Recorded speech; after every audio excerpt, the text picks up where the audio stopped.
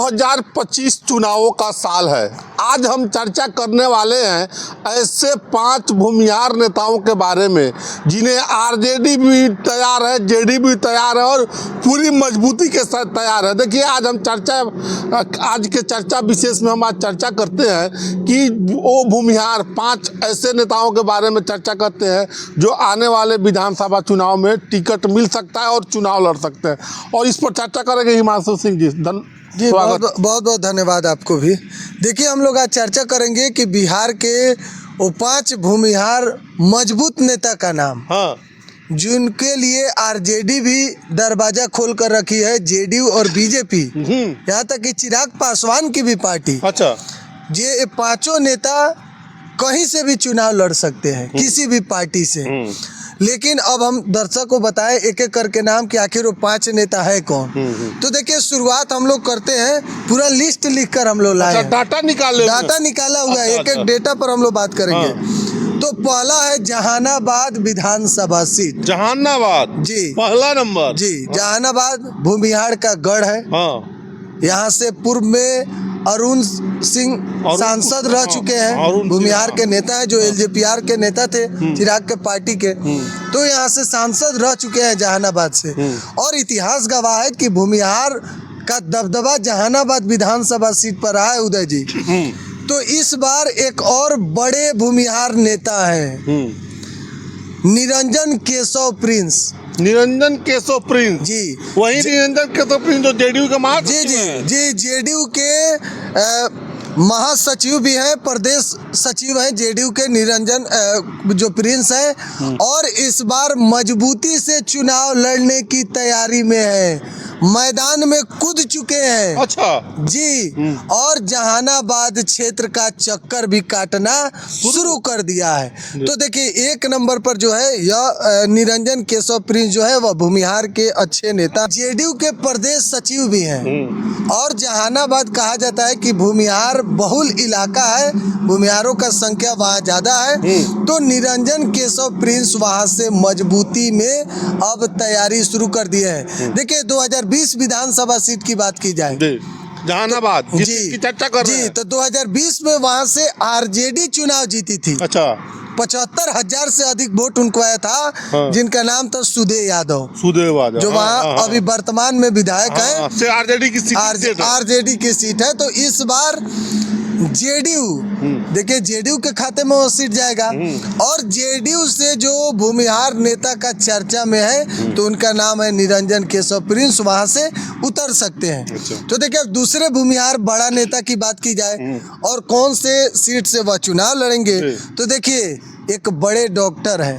अच्छा, बहुत बड़े डॉक्टर हैं बिहार के। अच्छा, IMA के अध्यक्ष भी रह चुके हैं। IMA के अध्यक्ष जी, इंटरनेशनल मेडिकल का अध्यक्ष भी रह चुके हैं। शाहजानंद उनके बेटे चुनावी मैदान में इस बार दिखाई दे सकते हैं। अच्छा। जिनका नाम है डॉक्टर ऋषभ शर्मा जी, उनके पुत्र हैं। जी, डॉक्टर ऋषभ जो है वह चुनावी मैदान में इस बार दिखाई दे सकते हैं। बरबीघा विधानसभा सीट से। बरबीघा विधानसभा सीट से अशोक चौधरी भी सायन कुणाल के लिए जी फील्डिंग कर रहे हैं जी, वह भी तैयारी में है, भूमिहार नेता है। लेकिन यहाँ से डॉक्टर ऋषभ जो है वह भी चुनावी मैदान में है। अब देखिए यह सीट या तो बरबीघा सीट बीजेपी को जाएगा या फिर जेडीयू को। एनडीए में 2 ही दल को जाएगा।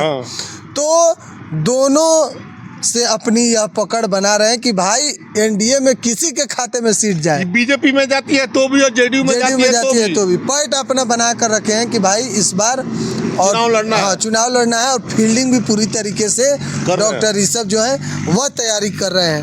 अब देखिए बरबीघा में ही एक है, बरबीघा सीट पर अगर बात की जाए जिसकी आप चर्चा किए हैं, तो सायन कुणाल कौन है? कुणाल किशोर के बेटे हैं और चौधरी के दामाद हैं। डॉक्टर अशोक चौधरी के पति हैं, दामाद है। अशोक चौधरी कौन है? बिहार सरकार में मंत्री है और नीतीश कुमार के बेहद करीबी है। तो तीसरा यह भी भूमिहार नेता का नाम है, सायन कुणाल का, यह भी लिस्ट में है। और बरबीघा सीट से ही यह भी अपना तालमेल बैठा रहे हैं। तो अब देखिए, अगर जेडीयू को जाता है वह सीट, तो फिर हो सकता है कि अशोक चौधरी भारी पड़े, क्योंकि नीतीश कुमार के करीबी हैं, बिहार सरकार के मंत्री हैं।